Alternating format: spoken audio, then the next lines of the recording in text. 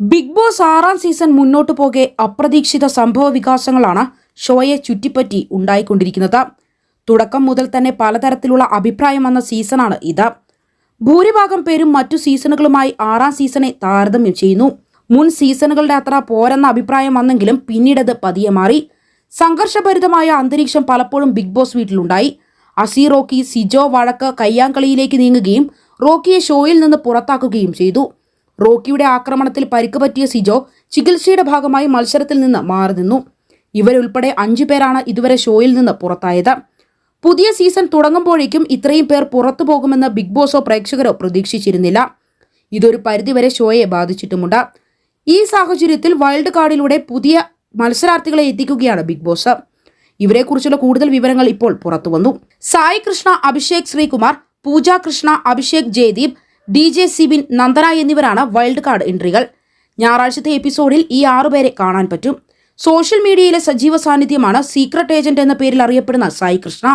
ഇതുവരെയുള്ള big boss എപ്പിസോഡുകളുടെ റിവ്യൂവും Sai Krishna മനസ്സിലാക്കിയിട്ടുണ്ട്. ഇപ്പോൾ ബിഗ് ബോസ് വീട്ടിലുള്ള ഓരോ മത്സരാർത്ഥികളുടെയും ഗെയിം പ്ലാനും സ്വഭാവരീതികളും കൃത്യമായി മനസ്സിലാക്കിക്കൊണ്ടാണ് സായി കൃഷ്ണ ഷോയിലേക്ക് എത്താൻ പോകുന്നത്.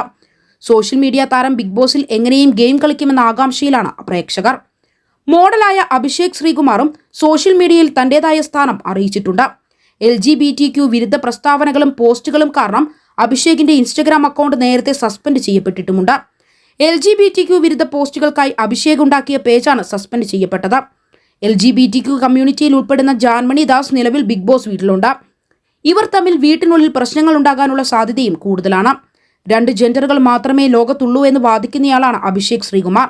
2 ജെൻഡർ സ്ക്വാഡ് എന്നെഴുതിയ ടീഷർട്ടാണ് അഭിഷേക് ശ്രീകുമാർ ചില പോസ്റ്റുകളിൽ ധരിച്ചിരിക്കുന്നത്. അതേസമയം അടുത്ത വൈൽഡ് കാർഡ് എൻട്രിയായ അഭിഷേക് ജയദീപ് LGBTQ പ്രതിനിധിയാണ്. 2023 mister gay world റണ്ണറപ്പാണ്.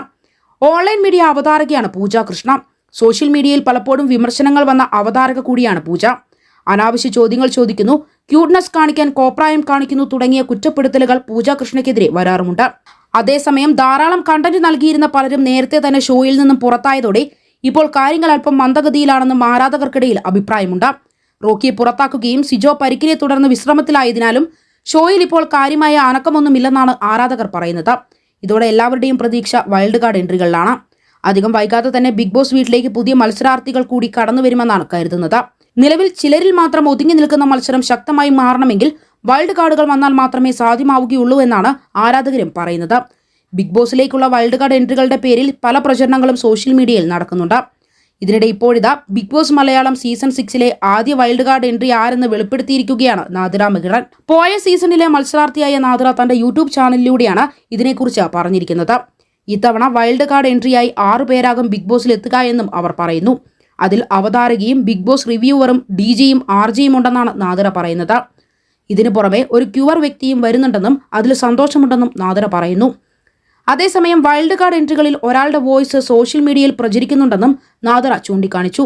Abhishek ശ്രീകുമാറാണ് Nadira ഈ സീസണിലെ ആദ്യ വൈൽഡ് കാർഡ് എൻട്രിയായി പറയുന്നത്. ഇയാളുടെ വോയിസ് മെസ്സേജ് പുറത്തായതിനാലാണ് താൻ പേര് വെളിപ്പെടുത്തുന്നത് എന്നും നാദിറ പറയുന്നു.